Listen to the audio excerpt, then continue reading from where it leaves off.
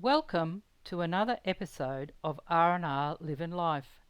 We begin this episode as we continue along Nanyutara Munjup Road into Hamersley Gorge, located in the northwest corner of Karijini National Park. Hamersley Gorge is the most remote of gorges, with the range one of the oldest mountain ranges on Earth, primarily consisting of ancient rock formations of banded iron formation that are about 2.5 billion years old. The road up through the gorge is only wide enough for one vehicle, so you either wait at the bottom for the vehicle coming down, or if no one has sent a message of their intent via the UHF call channel 40 saying heading south or north into the gorge, letting other travellers know if the road was clear to travel up or down, whichever the case may be. I have cut some of the trip out, but tried to keep most of it intact. Some of the bends were quite sharp. As well, there were some bumps that gave me a shake-up while trying to film it. I must admit that I had Rick drive back down the gorge to get a second go at it, as the rock formations were something and I wanted to look at them again. Hopefully, if you are watching this, it doesn't make you seasick. We did see 2 pullover spots for those travellers who didn't have a UHF to notify their intent, but I don't think I would have liked to have met anyone coming in the opposite direction. At the top of the gorge we turned off the Nanyutara Road onto the Hamersley Gorge Road to the lookout. The road was quite rough in places with some bad corrugations.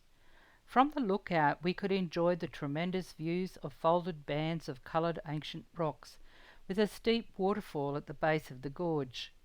From the trailhead, Rick took a 400-metre walk down roughly hewn steps to the gorge floor, while I remained at the top.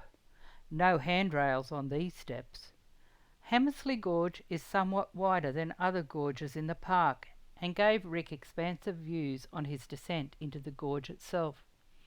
There he could see how the layers of rock had been bent and buckled before they pushed their way to the surface millions of years ago.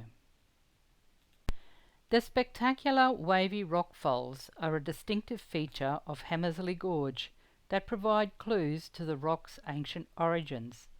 The rock is sedimentary banded iron formation, which is made up of minerals originally deposited as a fine mud in the deep ocean basin about 2.5 billion years ago. These minerals entered the ocean in hot solutions from vents that formed along mid-ocean ridges or continental margins during a period of intense submarine volcanism. Iron-rich layers alternating with iron pore layers in the sediments created distinctive bands in the rocks.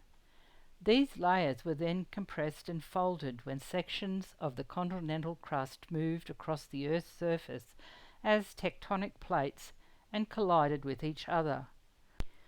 The rock was eventually uplifted by continued movements in the Earth's crust and became part of an ancient landscape that weathered and eroded over many millions of years.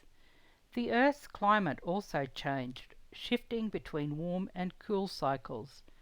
During periods when conditions were warm and wet, the landscape was covered in rainforests.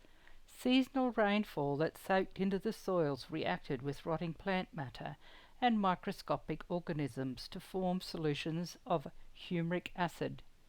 As this solution moved down through the rock, it gradually leached iron from the upper rock layers. This resulted in the bleached pinkish-white rocks that appear at the top of the gorge and iron-rich rocks below. The gorge itself was carved into this ancient landscape in only the past few million years. A collision between the Australian tectonic plate and the much larger Pacific plate pushed the rock upwards, and then seasonal rainfall formed rivers that gradually cut into the uplifted rock to create the park's gorges. At the base of the gorge, people were taking a dip in the pool, while another couple was intending to canoe further down through the gorge. I was just happy to watch and enjoy the swirls of rock that swept down through the gorge and the tranquil pool from the lookout. It was unbelievable to see the bends and folds in the rock formation, and had I not seen it for myself, I probably wouldn't have believed it. I can vaguely remember my grandmother talking about it back in the mid-1960s when my grandparents had travelled with their van each winter across the top end. I think I was just too little to appreciate the adventures they had had. I do remember sitting through hours of slides that they had taken, but I can't remember any of them. These spectacular rock formations, carved out by Mother Nature over millions of years, were certainly well worth coming to see. Even when we left the car park, there were folds in the rocks along the side of the road. From Hamersley Gorge we made our way back to Nanyutara Road and continued towards Tom Price, passing roadworks along the way. The distance the water trucks needed to travel to refill each load was quite something, but I am very, very grateful for the work they do in these remote areas. The red dust had again coated the trees and bushes beside the road. Even though the water trucks were hard at work laying water on the roadworks, it didn't keep much of the dust off the surrounding areas. They say that Mars is a red planet, and I wonder if it looks like this, where the red dust covers everything. We then took the Bingarn Road to Tom Price, following the railway road, passing the Mobile Concreting Solutions quarry and on into Tom Price. It was hard for me to believe that this was officially the highest town in Western Australia, as it was nestled deep in the Hamersley Ranges, a flat-top mesa of pre-Cambrian sediment which was deposited on the seabed more than 500 million years ago. It is recognised as one of the oldest weathered surfaces on Earth. The town sits at the base of the towering Mount Nameless, standing tall at 1,128 metres, while the town itself sits 747 metres above sea level and is an attractive purpose-built town in the inland Pilbara, constructed as a service centre and residential area for the miners. The town was once owned by the Rio Tinto Mining Company, but is now owned and run by the Shire of Ashburton. Tom Price, both the town, the mine and the mountain, were named after Thomas Moore Price, a geologist and vice president of the giant United States steel company Kaiser Steel. Price was one of the main initiators and supporters of the opening up of the Pilbara region to iron ore mining. As early as 1952, Lang Hancock, the iron magnate, carried out aerial surveys over the Tom Price area and detected large iron ore deposits. His discoveries were of little value at the time because the Australian government had an embargo on all iron and steel exports as a result of World War II. After the lifting of the embargo in 1961, the area began to open up when the whole operation came into existence after two geologists, Bill Burns and Ian Witcher, landed on Mount Tom Price in 1962 and discovered that it was almost pure iron ore. Tom Price is home to one of the world's richest iron ore deposits, fully owned and operated by the international mining company Rio Tinto, and is part of Rio Tinto's Hamersley iron ore operations, with the mine beginning mining operations in 1965, with the actual Mount Tom Price open cut mine located in the mineral-rich Hamersley Ranges. The range is so rich that it is estimated to contain up to 80% of all known reserves of iron ore in Australia, with deposits around 1.6 kilometres wide at its widest point and 7.5 kilometres long, extending to a depth of 250 metres. Today, the operation has expanded so that it now has a total of 14 mines, 3 shipping terminals at Dampier, Port Hedland and Cape Lambert. Ore was railed over 260 kilometres to the port at Dampier, where most of it was loaded onto ships bound for Japan. The world's largest private rail network crosses the Pilbara, with over 1,400 kilometres of tracks connecting mines at Tom Price and Pannawonica, with the ports at Dampier and Port Lambert. Running alongside the tracks are rail access roads built to allow the maintenance on the railway. We drove around town looking for a parking spot, but the town was very busy, but did look inviting with tree-lined streets, playgrounds and a skate park. So we made our way to the Lookout via Lookout Road, where we had stunning views over Tom Price and where we admired those who were playing golf on the sand course. The area has been denuded by the harshness of the summers, with ghost gums, red river gums and wildflowers, including the Sturt Desert pea, giving the landscape some additional character. Before leaving town we stopped to refuel and enjoy the park, admiring the haul truck that serviced the mine between February 1980 and June 1992, moving an estimated 23 million tonnes of ore. This massive truck was 11.8 metres in length, 7 metres wide and 5.7 metres high, with a turning circle of 13.1 metres. On leaving Tom Price we made our way to the turn-off to Karijini Drive, stopping on the way at the RIP Lookout above a cutting on the drive, with stunning views towards Karijini and back towards Tom Price. There were numerous RIP tributes around the turnaround that we spent time reading and marvelling at some of the inscriptions. I wonder, though, if those who put them there in the first place ever returned to pay tribute, or are they just left for others to experience? Further along Karijini Drive we passed Mount Bruce, the second highest mountain in Western Australia, said to boast one of the country's most scenic walks, but not for us today. We will put that one on our bucket list. We made it to Wino Gorge just after midday. Wino Gorge is located 13 kilometres north of the eco-retreat, where the Oxer and Junction Pool lookouts overlook the Hancock and Wino Gorges. Oxer Lookout is located at the junction of four mighty gorges, the Wino, Hancock, Joffrey and Red Gorges, and gave us one of the most stunning panoramas in Western Australia. From the lookout, the sheer enormity and grandeur of the gorges was unmistakable. The views were staggering. The sheer chasms into the creek below were incredible, and in places it was difficult to see the bottom, with a drop of over 100 metres.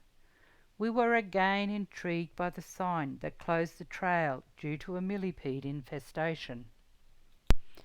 Oxer, an ancient uplifted seabed over 2,500 million years ago, where we were standing was seafloor, layers of silica, white and red and iron oxide white silica with dark grey built up over time, squeezing out the water to form tough, well-bedded rock. Colliding continental plates caused these rocks to buckle and develop numerous vertical cracks before being lifted up to form dry land.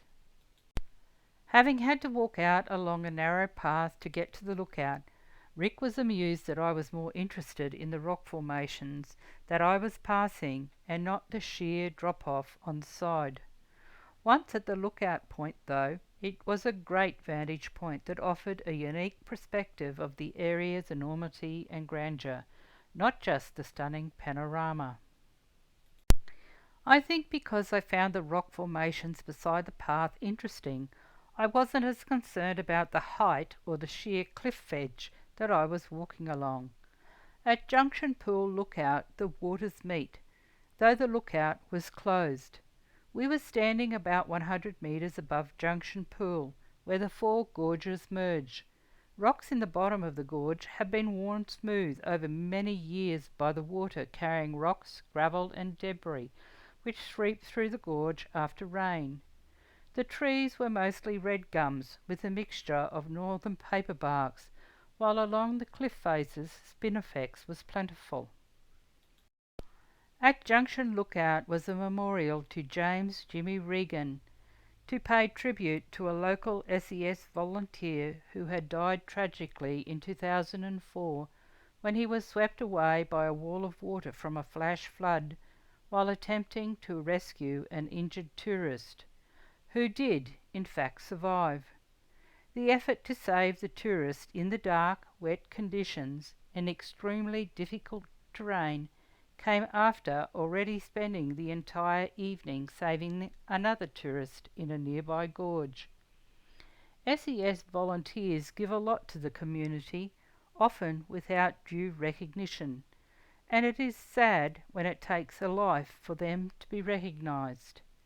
It was found that the tourist was unprepared, although the rescue team could not have foreseen the flash flood that occurred. As it was late afternoon, we did not attempt climbing down the stairs, with handrails, to the bottom of the gorge. Signage around the trails advised not to enter the gorges 2 hours before sundown, giving hikers enough time to descend and ascend in and out of the gorge, as well as explore the bottom of the gorges. We were just happy to enjoy the view from the top. Maybe the hikes were better left for another day, when we could start early in the morning, not mid-afternoon.